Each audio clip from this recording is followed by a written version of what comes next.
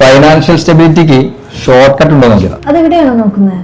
എടോ, ഈ പൈസയുടെ കാര്യം ആലോചിക്കുമ്പോൾ ഒരു മനസമാധാനം കിട്ടുന്നില്ല. എനിക്ക് 30 വയസ്സായി, പ്രോപ്പറായിട്ടൊരു സേവിങ്സ് പോലില്ല. എന്താ ഇവിടെ ഇങ്ങനെ വന്നേ? ഒന്നുമില്ലടാ, ഇൻസ്റ്റാഗ്രാം തുറന്ന് എല്ലാവരും ഇൻവെസ്റ്റ് ചെയ്യുന്നു, ട്രേഡ് ചെയ്യുന്നു. എനിക്കാണെങ്കിൽ ഒരു വീട് വെക്കണം, കാറ് വാങ്ങണം, പെങ്ങളുടെ കല്യാണം, നല്ലൊരു റിട്ടയർമെന്റ് പ്ലാനിങ്, എല്ലാം കൂടെ ആലോചിക്കുമ്പോൾ കിളി പറക്കാം. അതിനെ രാത്രി 2 മണി വരെ ഇൻസ്റ്റാഗ്രാം നോക്കിയ ഇൻവെസ്റ്റ്മെന്റ് അല്ല, ഇൻസോംനിയ കിട്ടുക. പ്രശ്നം ഇതൊന്നുമല്ല. നീ ഒരേ സമയം 5 വണ്ടി ഓടിക്കാൻ നോക്കുന്നു. പിന്നെന്താ ചെയ്യാ, ഇതെല്ലാം ഇമ്പോർട്ടന്റ് അല്ലേ?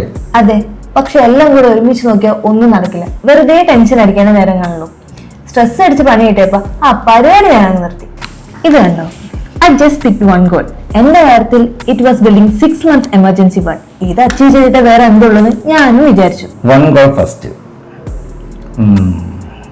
കേൾക്കുമ്പോ തന്നെ ഒരു ആശ്വാസമുണ്ട്. എന്താണ് നിന്റെ ഫിനാൻഷ്യൽ ഗോൾ? അത് നിനക്ക് തന്നെ ക്ലിയർ ആയാൽ നിന്റെ മണി പ്രോബ്ലംസ് ഏറെക്കുറെ സിമ്പിൾ ആവും.